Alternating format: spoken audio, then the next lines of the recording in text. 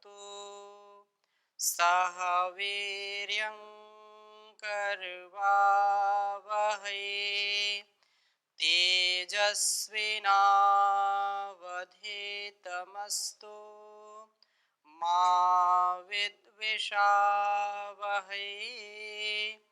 ओम शांति शांति शांति। वैदिक जीवन पद्धति की इस कक्षा में आप सबका पुनः हार्दिक स्वागत है, अभिनंदन है। ऋग्वेद के मंत्रों का स्वाध्याय कर रहे हैं और प्रथम मंडल के लगभग 10 सूक्त तक हम कुछ बहुत ही सुंदर और बहुत ही सारगर्भित जो वेद मंत्र थे उनको हमने पढ़ा था। आज पुनः हम 10वें सूक्त के 12वें मंत्र का स्वाध्याय जो है उसको करेंगे। बहुत ही सुंदर मंत्र है। ज्ञान का वातावरण हम अपने चारों ओर फैलाएं, चारों ओर उसको समझें और जीवन को जो अच्छा चलाना चाहता है उसके लिए ये आवश्यक है कि अपने वातावरण को अच्छा बनाए। वातावरण बहुत महत्व रखता है हमारे दिव्य जीवन के लिए। हमारे वैदिक जीवन पद्धति जो वैज्ञानिक पद्धति है उस जीवन पद्धति को जिसने भी अपनाया है निश्चित रूप से उसने इस संसार में जो दुर्गुण दुर्व्यसन दुरित हैं उनसे वो पार पाया है। अतः हम इस वेद विद्या को, इस वैज्ञानिक पद्धति को समझें, जानें। और बहुत ही सुंदर बात कही है, परित्वा गिरवड़ो गिरा इमा भवन्तु विश्वतः वृद्धम वृद्धायु मनु वृद्धयो जुष्टा भवन्तु जुष्टयः। मैं इसको लिख देता हूँ, फिर आपके समक्ष इसकी चर्चा करता हूँ। ओम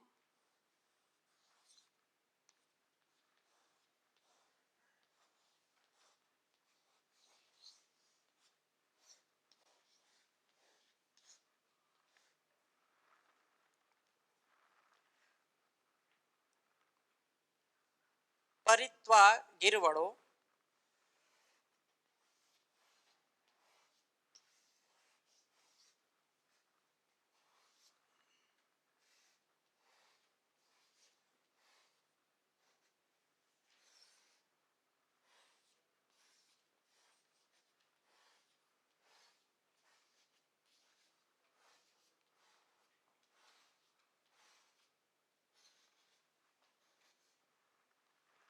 ओम परित्वा गिरवणो गिरा इमा भवन्तु विश्वतः।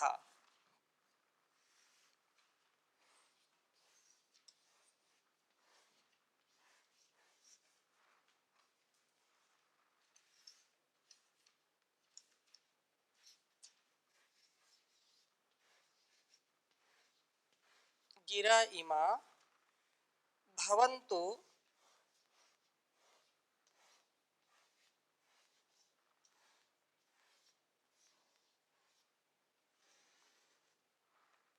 विश्वतः।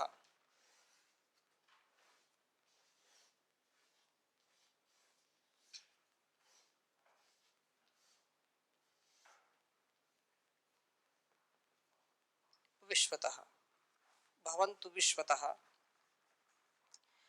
वृद्धायुमनु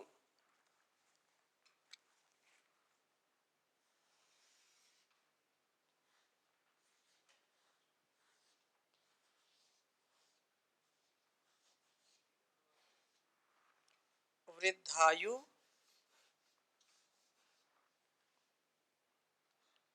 मनु।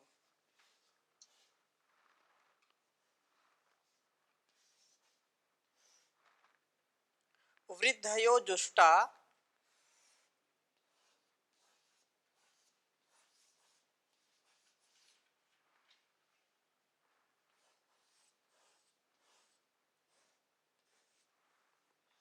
जुष्टा।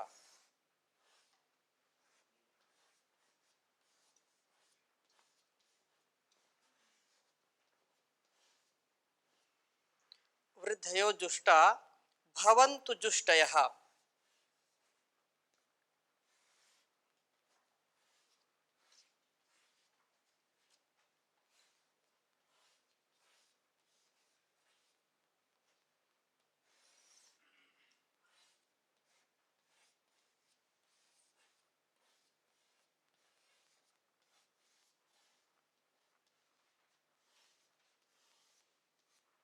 भवन्तु जुष्टयः।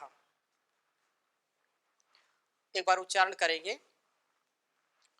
ओम परित्वा गिर्वणो गिरा इमे इमा भवन्तु विश्वतः वृद्धायु मनु वृद्धयो जुष्टा भवन्तु जुष्टयः। ओम परित्वा गिर्वणो गिरा इमा भवन्तु विश्वतः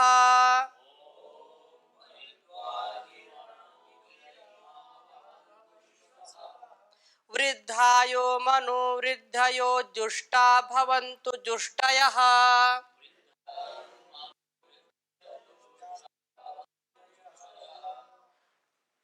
भावार्थ इस प्रकार से मंत्र का है कि प्रभु ही मानो हमको संकेत कर रहे हैं, हमसे कह रहे हैं, हमको उपदेश दे रहे हैं। गिरवणः वेद वाणियों का सेवन करने वाले जीव, इमा गिराह इमा गिरह ये जो वाणियां ही त्वा विश्वतः परिभवन्तु तुझे चारों ओर से घेरे रहें। तू केंद्र हो, तेरे चारों ओर ज्ञान की ही वाणियां हूं। मनुष्य का सर्वोच्च आनंद इसी में है कि ज्ञान के वातावरण में सदा रहे। वातावरण जैसा व्यक्ति का परिवेश होगा, जैसा उसका आसपास का संसार होगा, वैसा ही उसका संस्कार होगा, वैसे उसके विचार होंगे, उसके वैसे ही व्यवहार होंगे। इसलिए सदाचार चारों ओर हो, हमारे चारों तरफ वेद के जो ऋचाएं हैं उनका उद्घोष होता हो, वेद की वाणियां हमारे चारों ओर हो और हम केंद्र में हो। कितना सुंदर, कितना सहज और कितना सरल जीवन हम जी सकते हैं। ऐसा वातावरण यदि हम उत्पन्न करते हैं, ऐसा वातावरण यदि हमको मिल जाता है तो परम पूज्य श्री स्वामी जी महाराज बार बार इस बात को कहते हैं कि किसी भी मनुष्य के निर्माण के लिए माता पिता जो जन्म देने वाले हैं वो तो महत्वपूर्ण अपनी भूमिका निभाते ही निभाते हैं, परंतु उसके आसपास का वातावरण भी बहुत बड़ी भूमिका निभाता है। यदि बच्चों को ज्ञानियों के बीच में आप रखेंगे तो अल्पकाल में ही वो ज्ञान के भंडार हो जाएंगे। और कितना भी बड़ा विद्वान हो, उसकी विद्वान की कितनी अच्छी संतान हो, यदि अच्छे इंसान के पास वो नहीं रहेगी तो उसके संस्कार कुसंस्कार में बदल जाएंगे। वो व्यक्ति जिसको सच्चा इंसान बनना था वो शैतान बन जाता है, हैवान बन जाता है। तो ये ज्ञान की महिमा है। ये वातावरण ऐसा हमको बनाता है, वातावरण हमको दिव्य जीवन देता है। और ऐसा वातावरण जब हमको मिलता है तो हमारे संस्कार जो बहुत पूर्व जन्म के जो कृत कारित अनुमोदित जो कर्म नहीं करने चाहिए थे उनको यदि हमने किया है और वैसे संस्कार पड़ गए हैं तो धीरे धीरे वो संस्कार भी मिट जाते हैं और हमारे अंदर का जो अज्ञान है, जो अविवेक है, उसका पर्दा हट जाता है। हम दिव्य ज्ञान से दिव्य जीवन को बना पाते हैं। तो ये वेदवाणी ही हमारे लिए परम उपकारी है। वो सौभाग्यशाली है। महर्षि दयानंद कहते हैं कि मातृमान पितृमान आचार्यवान पुरुषो वेद। अरे उस संतान का सबसे बड़ा सौभाग्य है, वो संतान दुनिया का सबसे सौभाग्यशाली संतान होता है जिसके माता पिता गुरु और आचार्य धार्मिक विद्वान हो, वेदों की विद्वान हो। वेदों का जो जानने वाला होता है, वेदों को पढ़ने पढ़ाने वाला होता है, सुनने सुनाने वाला होता है, उसका जीवन ही अलग हो जाता है। सैकड़ों हजारों लाखों करोड़ों में एक होता है, लेकिन एक ही शर्त है, एक ही कंडीशन है। क्या?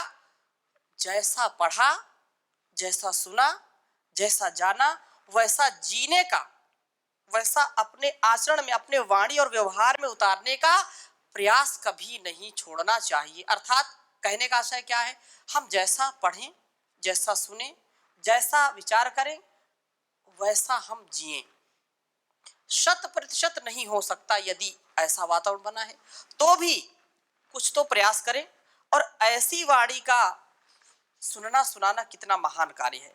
इसलिए कहा है कि तुझे चारों ओर से ये वेद वाणियां जो है प्राप्त हो, चारों ओर से तुझको घेरे रहें, तू केंद्र में रहे। ये ज्ञान की वाणियां वृद्धायुम अनु, वृद्धायुम अनु कहा है कि बढ़ी हुई आयु वाले तेरे दीर्घायुष्य के अनुपात में ही वृद्धियां बढ़ने वाली हूं। तेरी आयु बढ़ती जाए तो आयुष्य की वृद्धि के साथ ये वाणियां भी बढ़ती जाए, अर्थात तेरा ज्ञान आयुष वृद्धि के साथ बढ़ने वाला हो। अक्सर क्या होता है कि हम अपने ज्ञान को धीरे धीरे समाप्ति को ले जाते हैं। क्यों? क्योंकि इंद्रियों का नियमन नहीं होता है, इंद्रियों को हम वश में नहीं कर पाते हैं। और जो आयु विद्या की होती है उसमें हम अपने भोगों को ज्यादा पसंद करते हैं। आयु विषयों में जब बीत जाती है तो फिर विद्या हमारे अंदर ज्यादा समा नहीं पाती है और हम फिर दुखी रहते हैं। अल्पकाल में ही हमारा जीवन नष्ट होने लगता है, इंद्रियां हमारी शिथिल हो जाती हैं, आंखों से दिखाई नहीं देने लगता है, कानों से सुनाई नहीं देने लगता है, वाणी हमारी शिथिल हो जाती है। क्यों? क्योंकि इंद्रिय जित हम नहीं बनते हैं। इंद्रिय जित कैसे बनेंगे? तो वेदों की वाणी से ऐसा वातावरण हो, हम सुने और वैसा आचरण करेंगे। शरीर हम जब तक जिए पूरा स्वस्थ और सजगता के साथ हमारा जीवन होना चाहिए। 100 वर्ष भी जिए तो शान से जिए। अब 100 वर्ष की आयु है, ऐसा जी रहे शमशान में बैठे हैं, बिल्कुल। तो ऐसे जीवन को जीने से कोई लाभ नहीं है। अतः इंद्रियों में सबलता होनी चाहिए। वार्धक्य आए तो ज्ञान भी बढ़ता जाए, यही हमारी परंपरा है। वो आयु में भी वृद्ध और ज्ञान में भी वृद्ध। अक्सर लोग देखते हैं कि 60 वर्ष के बाद लोगों का जो ज्ञान है वो क्षरण को प्राप्त होने लगता है, आयु भी क्षरण को प्राप्त होती है, शरीर भी धीरे धीरे नष्ट होने लगता है और ज्ञान भी, स्मरण शक्ति समाप्त हो जाती है। वो बिरले लोग हैं, कई लाखों में करोड़ों में कोई ऐसा बिरला व्यक्ति जो इंद्रियों को जीत करके पूरा जो है सजगता में रहता है। इसलिए आयुष्य के साथ ये प्रार्थना हम करते हैं कि हम ज्ञान के बढ़ाने वाले हो, ज्ञान हमारा कम ना हो। जैसे जैसे हमारी आयु बढ़े वैसे वैसे क्या बढ़े? ज्ञान बढ़े। आज उल्टा गंगा आज बह रही है, जैसे जैसे आयु बढ़ती है वैसे वैसे वासनाएं बढ़ती चली जाती हैं, वैसे वैसे विषयों के प्रति आसक्ति बढ़ती जाती है, वैसे वैसे हमारा ज्ञान, जो विवेक है, जो ज्ञान है, वो घटता जाता है। क्यों? क्योंकि ऐसा वातावरण हमने नहीं बनाया, अपने घर को ऐसा नहीं बनाया, अपने परिवार को ऐसा नहीं बनाया। और इसमें क्योंकि संकोच नहीं करना चाहिए। जो लोग उपदेश ज्यादा करते हैं उन्हीं के घरों की, मैं सबकी बात नहीं कह रहा हूं, ये कड़वी बात है थोड़ी सी हो सकता है, लेकिन विचार करना चाहिए हमको भी। और जो इस कार्यक्रम को सुनते हैं उनको भी मैं निवेदन करना चाहूंगा कि हम जैसा बोलते हैं वैसा अंदर से और बाहर से जीने का हमको प्रयास करना चाहिए। अपने घर, अपने वातावरण को ऐसा बनाना चाहिए, ज्ञानमय वातावरण बनाना चाहिए, तो फिर इसका लाभ है। अब जो मंच पर बैठ करके हजारों लोगों को उपदेश करते हैं, लेकिन उनके घर में आओ तो इतनी लड़ाई झगड़ा, इतना जो है असंतुलन, इतना वातावरण दूषित होता है, तो ऐसे कैसे समाज का निर्माण होगा? वार्धक्य के साथ साथ हमारा ज्ञान बढ़े, ज्ञान में कहीं कमी नहीं आनी चाहिए। इसलिए आयु बढ़ती जाए तो आयु के साथ साथ ये हमारी वाणियां, ज्ञान की वाणियां सदा बढ़ती जाएं, अर्थात तेरा ज्ञान आयुष वृद्धि के साथ साथ बढ़ने वाला हो। क्योंकि ये अंगम गलितम पलितम मुंडम दशन हीनम जातम तुंडम वृद्धो याति गृहीत्वा दंडम तदपि न मुंचत आशा पिंडम। भज गोविंदम गोविंदम भज मूढ़मते। ये सब शिथिल हो जाएगा। गात्रम संकुचितम गतिर्विगलिता भ्रष्टा च दान्तावलिर् दृष्टिर्नाश्यते वर्धते बधिरता वक्त्रं च लायते वाक्यं नाद्रियते च बांधव जनो भार्या न शुश्रूषते हा कष्टं पुरुषस्य जीर्णवयसः पुत्रोऽप्यमित्रायते पुत्रोऽप्यमित्रायते।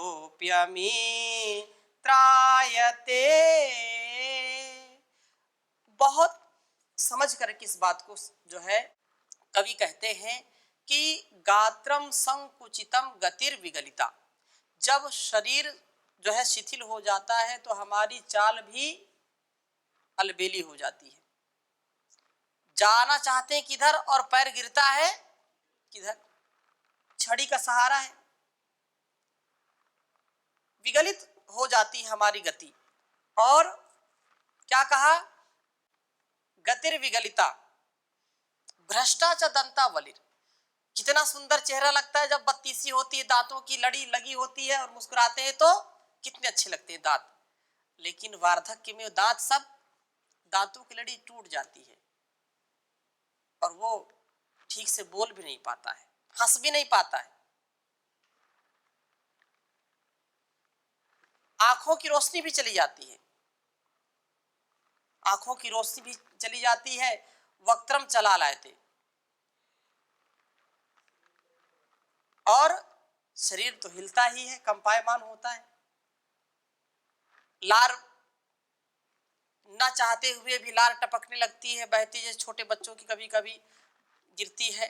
तो वृद्धावस्था में भी ऐसा देखा जाता है कि वह ना चाहते हुए भी लार टपकती रहती है। ऐसी कैसी स्थिति है। भ्रष्टाचार दंतावली दृष्टि नश्यति वर्धते बधिरता। सुनाई नहीं पड़ता, वृद्धापन की अवस्था है।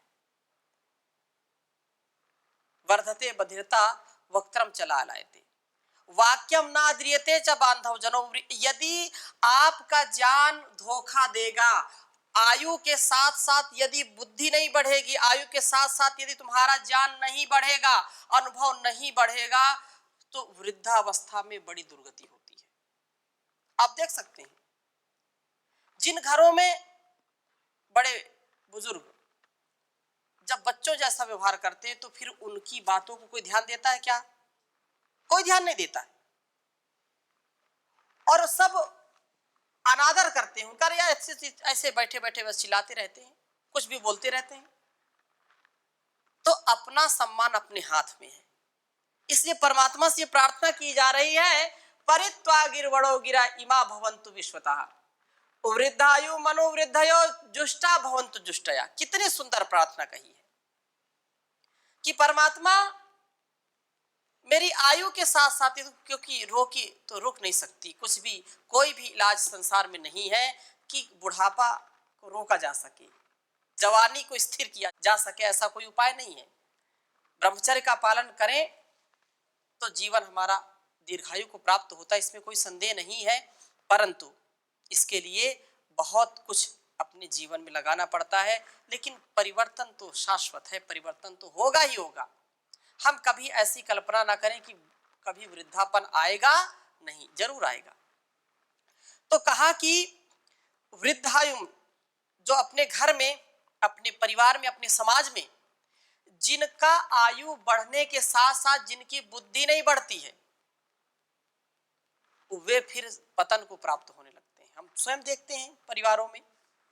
तो परमात्मा हमारी बुद्धि को, आयुष्य के साथ साथ बुद्धि को बढ़ाएं और जुष्टयः प्रीति पूर्वक प्रभु का सेवन जिनसे किया जाता है वे ज्ञान की वाणियां तुझे दुष्टा प्रिय भवंतु। अपना स्वयं का खून, अपना स्वयं का पुत्र या पुत्री, अपनी स्वयं की पत्नी या पति साथ नहीं देते। हाँ, कष्टम पुरुषस्य जीर्ण वैसा पुत्रों भी मित्रायते, पुत्र भी शत्रुवत व्यवहार करता है यदि हम अपने नियंत्रण में नहीं रहते हैं।